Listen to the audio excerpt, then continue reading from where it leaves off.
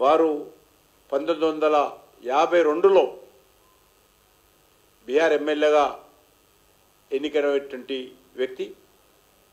ఆయన విద్యార్థిగా ఉన్నప్పుడే సోషలిస్టు భావజాలానికి అంకితమై ప్రజా సోషలిస్టు పార్టీ, అదేవిధంగా జాయింట్ సోషలిస్టు పార్టీ అనేటువంటి పార్టీలలో విశేషంగా పనిచేసినటువంటి మహానుభావుడు. 1960లో శ్రీమతి ఇందిరాగాంధీ గారు ఉన్నప్పుడు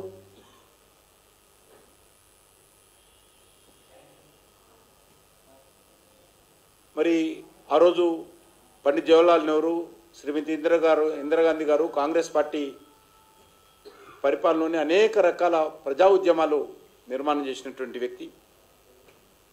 అంతేకాకుండా వారు 1970లో మరియు 1977లో 2 సార్లు బీహార్ రాష్ట్రానికి ముఖ్యమంత్రిగా అయ్యారు. మరి మనకందరికీ తెలుసు, గత సంవత్సరము వారికి శతజయంతి ఉత్సవాలు మనమందరం నిర్వహించుకున్నాము.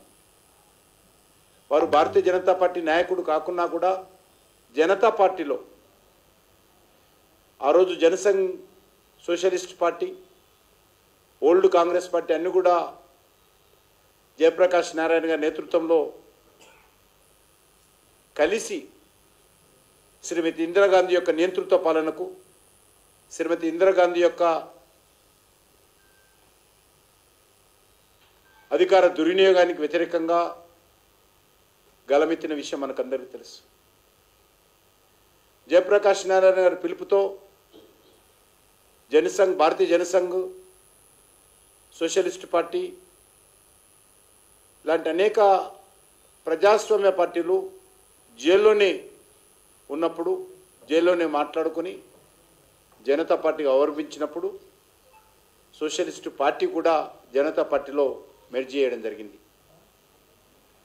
ఆ సందర్భంగా వారు జనతా పార్టీ తరఫున మరి నిరంతరము కృషి చేయడం జరిగింది.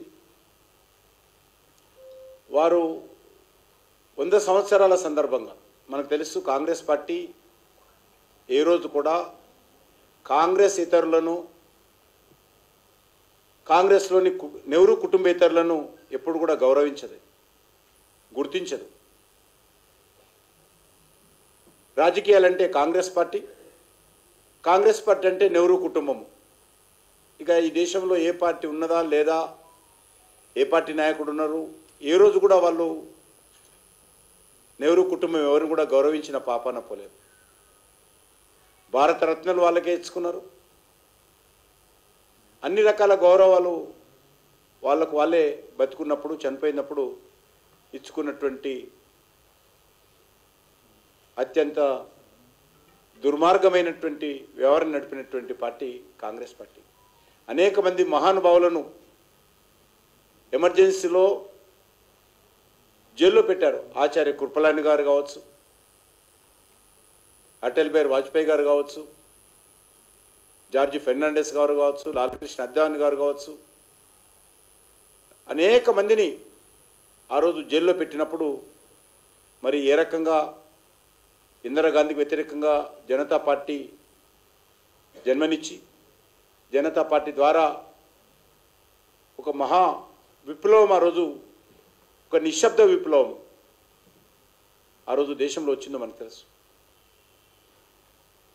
జైల్లో ఉన్నప్పుడే ఎన్నికలు ప్రకటించి ప్రతిపక్షాల ఐక్యత కానీ, ప్రతిపక్ష పార్టీలు అభ్యర్థులను ఎంపిక చేసుకోవడానికి కానీ, ప్రతిపక్ష పార్టీలు ప్రచారం చేసుకోవడానికి కానీ, ప్రతిపక్ష పార్టీలు వనరులు సమకూర్చుకోవడానికి కానీ ఏ రకమైనటువంటి అవకాశం ఇవ్వకుండా అందరూ జైల్లో ఉన్నప్పుడే ఎన్నికలు ప్రకటించి ఆ తర్వాత మీసా రద్దు చేసి వీళ్ళందరినీ వదిలిపెట్టారు.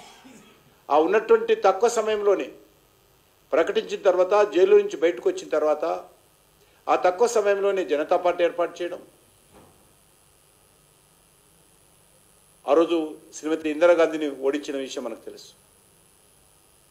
దాంట్లో ఆ యొక్క జనతా పార్టీ ఉద్యమంలో, జనతా పార్టీ నిర్మాణంలో, కాంగ్రెస్ పార్టీ వ్యతిరేకంగా జరిగినటువంటి పోరాటాల్లో కర్పూరి ఠాకూర్ గారి యొక్క పాత్ర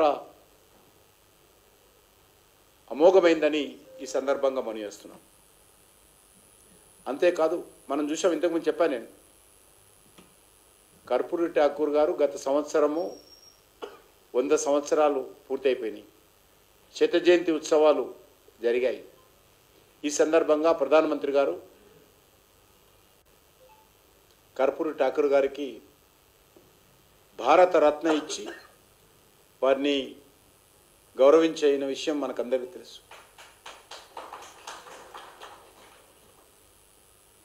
కర్పూరి ఠాకూర్కే కాదు, కాంగ్రెస్ పార్టీ నాయకుడిగా ఉన్నటువంటి పివి నరసింహారావు గారికి కూడా భారత రత్న ఇచ్చినటువంటి ఖ్యాతి నరేంద్ర మోడీ గారికే దక్కుతుంది. దేశంలో రాజకీయాలకు అతీతంగా, కులాలకు అతీతంగా, మతాలకు అతీతంగా ఎవరు మరి దేశ సేవ కోసం పనిచేశారో వాళ్ళందరినీ గౌరవించేటువంటి అద్భుతమైనటువంటి సాంప్రదాయం ఈరోజు నరేంద్ర మోడీ గారి నాయకత్వంలో జరుగుతూ ఉంది. ఈరోజు పద్మభూషణ్ అవార్డులన్నా, గతంలో రాజకీయ పార్టీల కనుసైగలలో, పాలక పార్టీ కనుసైగల్లో అవార్డులు వచ్చేది. అటువంటి అవార్డుల స్థానంలో ఈరోజు పీపుల్స్ పద్మ పేరుతోటి ప్రజలలో ఉండేటువంటి అన్సంగ్ హీరోస్ నిస్వార్థంగా దేశం కోసం, దేశ కళల కోసం, సామాజిక పరివర్తన కోసం, సామాజిక చైతన్యం కోసం పనిచేస్తున్నటువంటి మహానుభావులకు పద్మశ్రీ అవార్డులు ఇస్తున్న విషయం మనం చేస్తాం. అదేవిధంగా పాలక పార్టీ కనుసైగల్లో ఉన్నటువంటి వ్యక్తులకే ఈరోజు అవార్డులు ఇస్తున్నటువంటి నేపథ్యంలో నరేంద్ర మోడీ గారు అధికారంలోకి వచ్చిన తర్వాత ఈ 10 సంవత్సరాలలో అనేక రకాల మార్పులు తీసుకొచ్చారు. అందులో భాగంగానే కర్పూరి ఠాకూర్ గారికి భారతదేశంలో అత్యుత్తమమైనటువంటి గౌరవ పురస్కారమైనటువంటి భారతరత్నతో వారికి నివాళులు అర్పించిన విషయాన్ని ఈ సందర్భంగా మనం చేస్తున్నాం. అదేవిధంగా పివి నరసింహారావు గారికి అటువంటి మహానుభావుడి యొక్క జయంతి ఉత్సవం ఈరోజు మనం అందరము జరుపుకుంటున్నాము. వారు చాలా నిస్వార్థంగా పనిచేసినటువంటి వ్యక్తి. వారు విద్యార్థిగా ఉన్నప్పుడు కానీ, స్వతంత్ర ఉద్యమంలో కానీ 2 జతల బట్టలు, సంఖకు ఒక బ్యాగులో బట్టలు పెట్టుకొని, ఒక పుస్తకము, పెన్ను పెట్టుకొని మరి ఆ రోజు స్వాతంత్ర ఉద్యమంలో, ఫ్రీడమ్ మూవ్మెంట్లో కానీ, సోషలిస్ట్ పార్టీ నాయకుడుగా కానీ పనిచేసినటువంటి గొప్ప వ్యక్తి. ఆయన బీహార్ ముఖ్యమంత్రిగా ఉన్నప్పుడు ఇంగ్లీషు తప్పకుండా నేర్చుకోవాలనేటువంటి ఆప్షన్ అయితే ఉండనో కంపల్సరీ దాన్ని తొలగించి ఆప్షన్గా మార్చినటువంటి వ్యక్తి ఆయన ఈ సందర్భంగా మనం చేస్తున్నాం. అదేవిధంగా బీహార్ రాష్ట్రంలో 1970లో మొట్టమొదటి కాంగ్రెసేతర ముఖ్యమంత్రి. స్వాతంత్రం వచ్చినప్పటి నుంచి 1970 వరకు కూడా కాంగ్రెస్ పార్టీ ముఖ్యమంత్రులే వరుసగా అయ్యేవారు. మన రాష్ట్రంలో కూడా తెలుసు, స్వాతంత్రం వచ్చినప్పటి నుంచి 1983 వరకు ఒకటే పార్టీ కాంగ్రెస్ పార్టీ ఉండేది.